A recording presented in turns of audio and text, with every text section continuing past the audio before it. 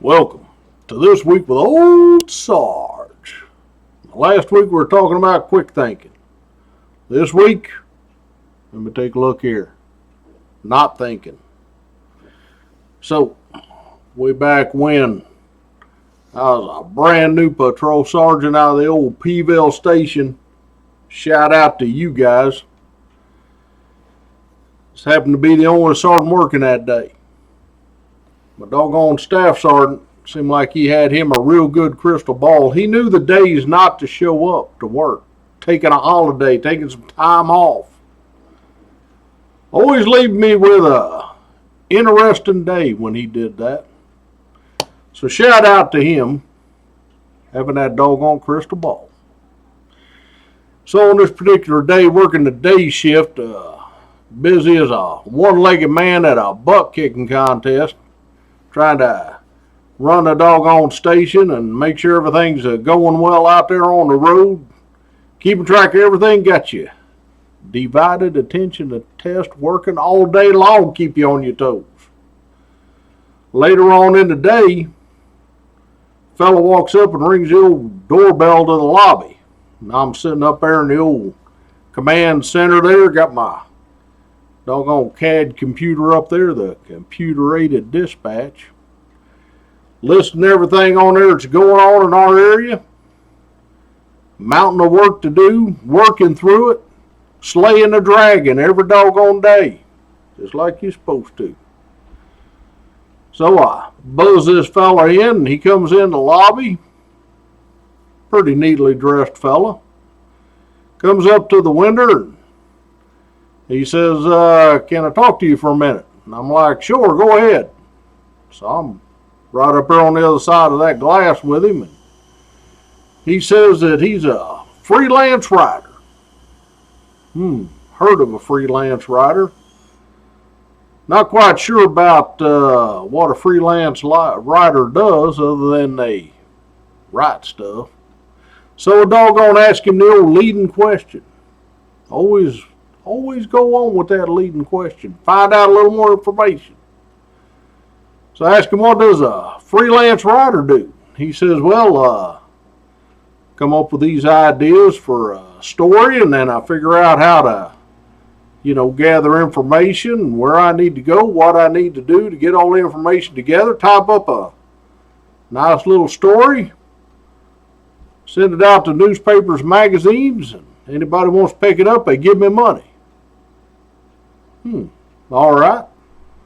Well, what can I do you for there, Mr. Freelance Writer? And he says, well, I'm working on a story here about interactions with the state police. How everything works when you get in a ticket and all, out there on the motor vehicle stop. I'm like, all right. But again, what can I help you with? Got a ton of work back here, buddy. Stop taking a long way around the teacup to get the handle.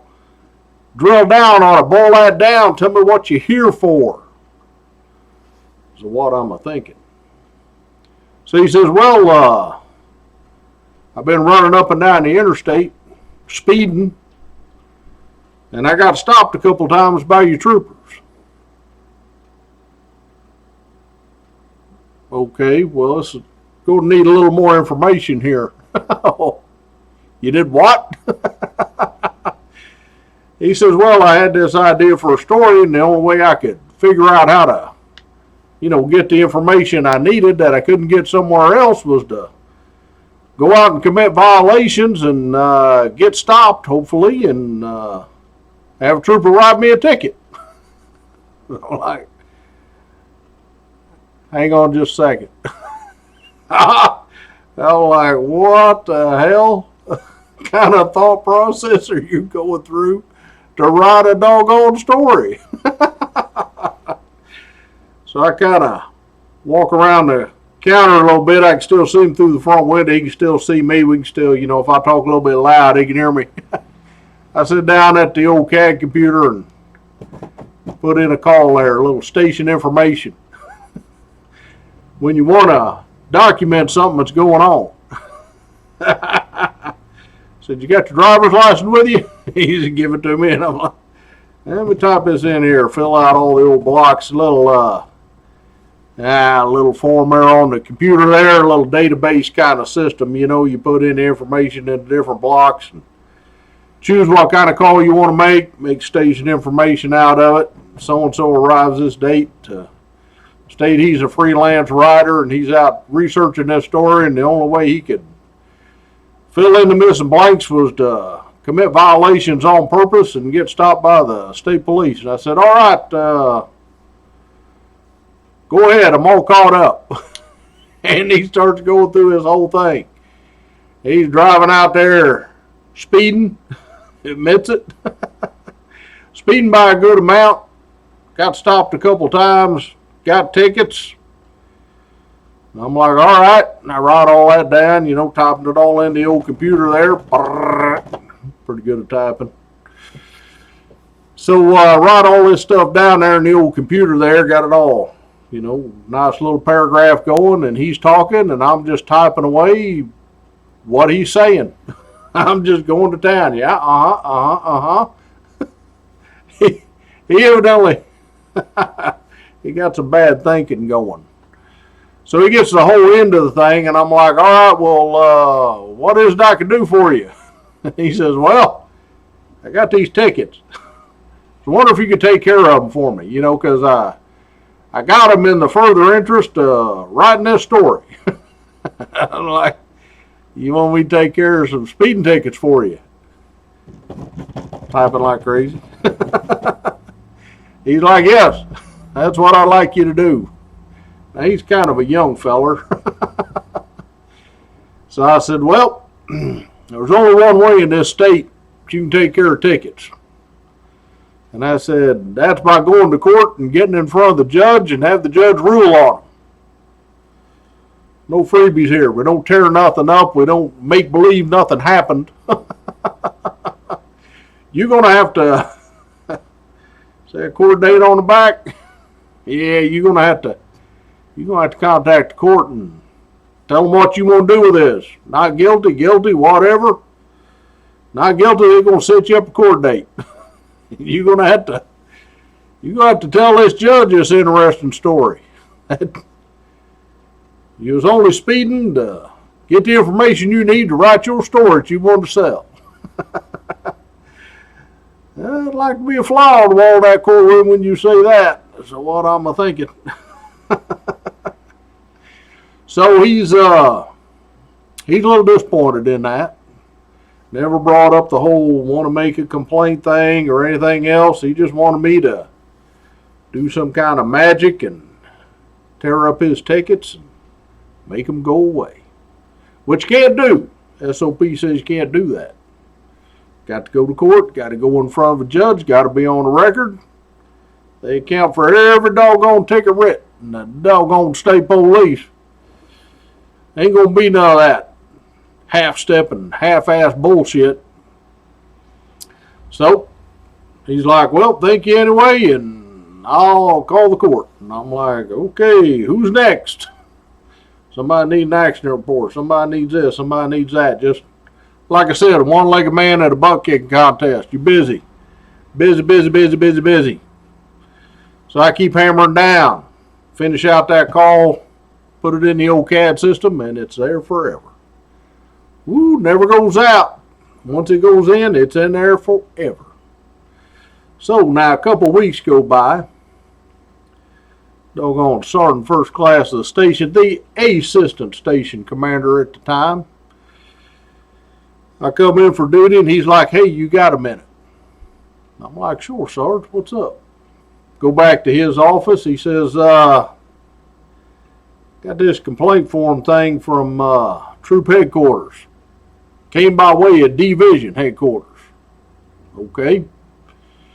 He's like, I got to do a little research on this. I got to type up this thing, send it back up to troop, I'll send it down to division, all that about what happened with this. And I'm like, all right, what are you talking about? And he's like, well, you made this CAD entry here, station information. This fella come in trying to get stopped by committing violations. I said, yeah. He's a funny feller. I don't think it worked out the way he thought it was going to work out when he was thinking about it. He's like, yeah. He says, I got your whole thing here. Is there anything you want to add to this? And I'm like,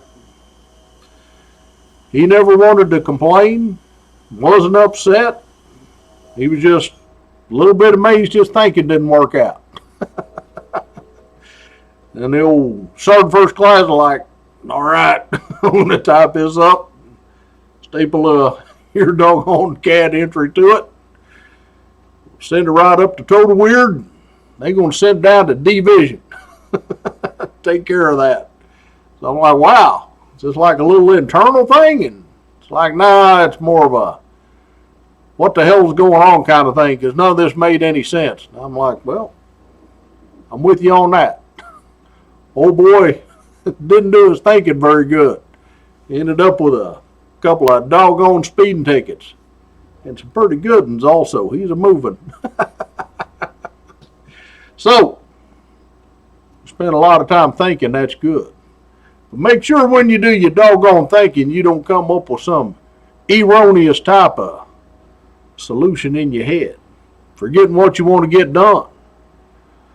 That ain't good thinking at all.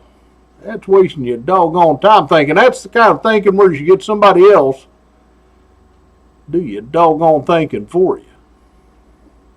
So, shout out section this week to all my B troopers out there doing the JOB. Doing things right the first time, every time, without fail. We appreciate what you're doing. Holding true to your oath. Making sure you're always standing on that good ground. Taking care of business. We appreciate what you're doing. So thank you. Thank you very much. Military, we appreciate what you're doing out there, at home and overseas. You're standing that post, holding that line, taking care of things we don't even know about's going on. We appreciate what you're doing, so thank you. Thank you very much. So until next week, Merry Christmas, Pig. Make sure you do some doggone correct thinking. Bye now.